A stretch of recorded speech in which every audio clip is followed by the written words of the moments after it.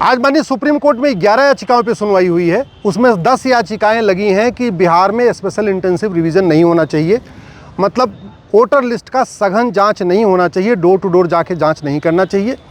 उन 10 याचिकाओं की ये भी मांग है कि आधार को एक वैलिड डॉक्यूमेंट मान लेना चाहिए और जिसके पास आधार है उसको भी वोटिंग का अधिकार मिलना चाहिए। हमने इसका विरोध किया है और हमारा ये कहना है कि आधार को डॉक्यूमेंट मान के वोटिंग का अधिकार नहीं देना चाहिए, आधार के बेस पे वोटिंग का अधिकार नहीं मिलना चाहिए। हमने ये भी मांग किया है कि ये जो SIR है ये केवल बिहार में नहीं होना चाहिए बल्कि प्रत्येक राज्य में होना चाहिए। बिहार में 23 साल के बाद हो रहा है, ऐसा नहीं होना चाहिए बल्कि रेगुलर इंटरवल पे होना चाहिए।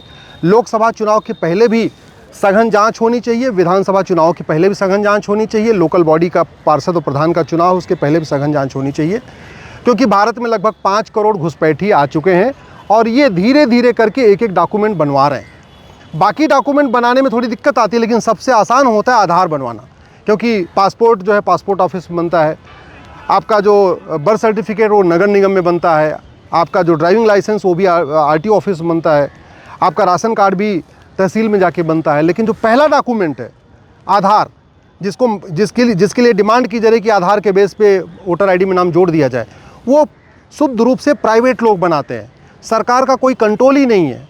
ये जो कॉमन सर्विस सेंटर चला रहे हैं ना उनकी कोई रिस्पॉन्सिबिलिटी है ना कोई अकाउंटेबिलिटी है, और वो 2-2 हज़ार रुपये लेके बिना किसी डॉक्यूमेंट के भी आधार बना के दे रहे हैं।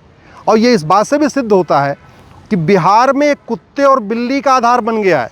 आप ज़रा सोचिए कि अगर कुत्ते बिल्ली का आधार बन सकता है तो फिर रोहिंग्या का आधार क्यों नहीं बनेगा, बांग्लादेशी का आधार क्यों नहीं बनेगा, पाकिस्तानी अफ़गानिस्तानी का आधार क्यों नहीं बन जाएगा? आखिर वो तो इंसान है। तो इस तरीके से अगर आधार को बेस मान के वोटर ID में उनका नाम जोड़ दिया जाएगा तो फिर फ्री एंड फेयर इलेक्शन नहीं हो पाएगा। बिहार के हर विधानसभा में 8 से 10 हज़ार फर्जी लोगों ने, जो भारत के नागरिक नहीं हैं, उन्होंने अपना वोटर ID में नाम जुड़वा रखा है। इसमें बांग्लादेशी बहुत बड़ी मात्रा में है, रोहिंग्या भी हैं, पाकिस्तानी भी हैं, अफ़गानिस्तानी भी हैं। ऐसे लोगों ने अपना नाम जुड़वा लिया है। इसलिए इस बात की ज़रूरत है कि सघन जांच हो, और केवल जांच करना पर्याप्त तो नहीं है। जिस तरीके से जिन लोगों ने कुत्ते बिल्ली का डॉक्यूमेंट बनाया है, या जो लोग अफ़गानिस्तानी, पाकिस्तानी, रोहिंग्या, बांग्लादेशियों का आधार बना रहे हैं, राशन कार्ड बना रहे हैं 2-2 हज़ार रुपये लेके, ऐसे लोगों को पकड़ के जेल में डालना ज़रूरी है। ये जो डॉक्यूमेंट बन रहा है ये ऑर्गेनाइज क्राइम है। ऑर्गेनाइज क्राइम से निपटने के लिए हमारे पास BNS में सेक्शन 111 है, लेकिन उस BNS की सेक्शन धारा 111 का उपयोग ये जो फर्जी दस्तावेज बना रहे हैं उनके खिलाफ नहीं हो रहा है। ये जो घुसपैठ है ये हमारी राष्ट्र की सुरक्षा के लिए खतरा है, इसलिए घुसपैठियों के जो मददगार हैं इनके खिलाफ भी NSA लगाना चाहिए।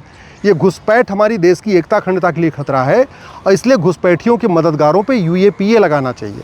ये घुसपैठ अपने आप में एक्ट ऑफ एग्रेशन है, ये वेजिंग वॉर है। ये घुसपैठ हमारी राष्ट्र की एकता अखंडता के लिए खतरा है, हमारी संप्रभुता के लिए खतरा है।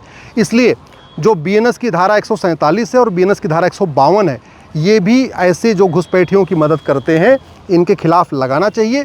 बिहार में बहुत बड़ी संख्या में कुछ पॉलिटिकल पार्टियों ने वोट बैंक को मजबूत करने के लिए, वोट लेने की खातिर घुसपैठियों का आधार भी बनवाया है, राशन कार्ड भी बनवाया है, बाकी दस्तावेज भी बनाए हैं। इसलिए हमने अपनी PIL में मांग किया है कि सभी राज्य सरकारें जो लोग जिनका दस्तावेज फर्जी है, जिसको इलेक्शन कमीशन डिक्लेयर कर दे ये फर्जी दस्तावेज है, उसको ऐसे नहीं छोड़ना चाहिए बल्कि उनके खिलाफ FIR करके उनको जेल में डालना चाहिए। अगली सुनवाई फिर होगी, कल होगी, और मैं आज मांग की गई थी कि नहीं जो SIR चल रहा है इसको रोक लगा दिया जाए। माननीय सुप्रीम कोर्ट ने उस पर रोक लगाने से इनकार कर दिया है। फिर मांग किया गया कि जो अब तक ड्राफ्ट बना है उसको ड्राफ्ट को पब्लिश करने से रोक लगा दिया जाए। माननीय सुप्रीम कोर्ट ने उस पर भी रोक लगाने से इनकार कर दिया है। तो जो इलेक्शन कमीशन का काम है एज इट इज चलता रहेगा, उस पर माननीय सुप्रीम कोर्ट ने कोई रोक नहीं लगाई है और फिर अगली सुनवाई इसके ऊपर कल होगी।